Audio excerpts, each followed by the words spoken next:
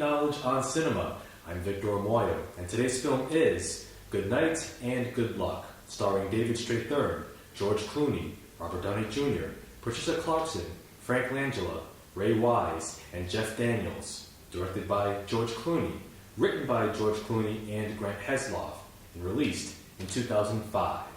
Good Night and Good Luck is about the importance of news media to speak truth to power, especially when the powerful seek to oppress the public.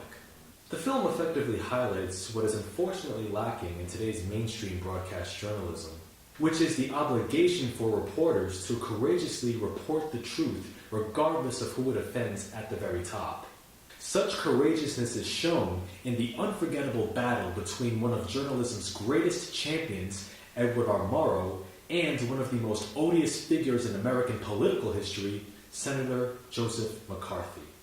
During the 1950s, the infamous Wisconsin Senator Joseph McCarthy engaged in a nationwide witch hunt intended to target alleged and known supporters of communism. McCarthyism, as the senator's anti-communist crusade is known, trampled on the basic rights of U.S. citizens and circumvented the laws of the Constitution, all in the name of, ironically, freedom and justice. If one was against McCarthy, then one was in bed with all things red and un-American. Enter Edward R. Murrow, a journalist who holds himself and his colleagues to the highest of standards, both editorially and ethically.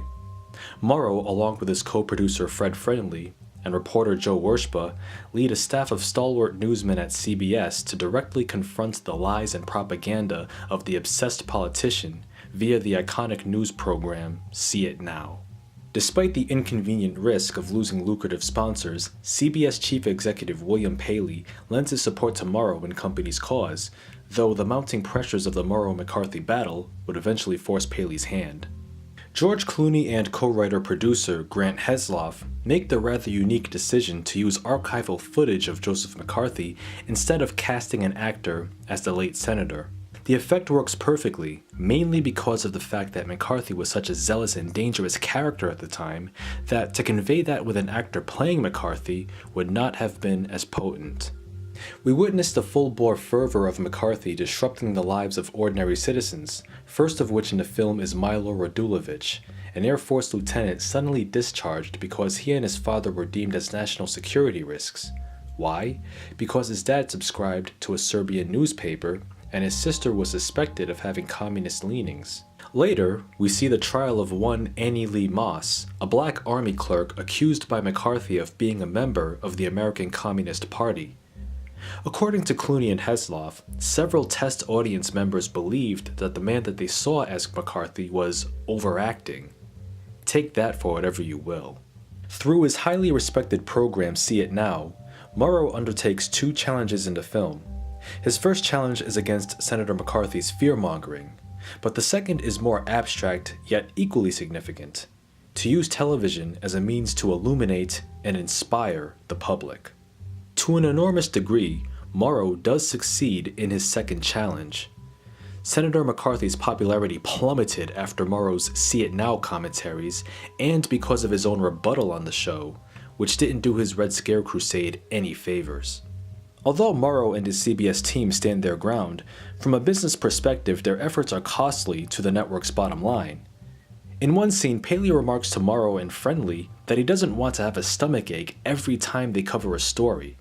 People want to be entertained too. Addressing hot-button social issues is a worthy objective, but journalism is also a business like any other. Offend a major block of your customers, i.e. shareholders, and it's off to the unemployment office. Murrow's celebrity interview show, Person to Person, pays the bills to support his flagship program. In today's media climate, anything celebrities do with their time qualifies as news. As for the See It Nows of today, well, that's a mystery. Secrecy serves as a paramount motif in Good Night and Good Luck through the characters of Joe and Shirley Wershba. They have to keep their marriage under wraps because of CBS's policy against employing married couples. Their hushed conversations away from the eyes of other coworkers provide a sliver of insight into how communist supporters and alleged Reds had to conduct themselves during such a time of rampant fear-mongering.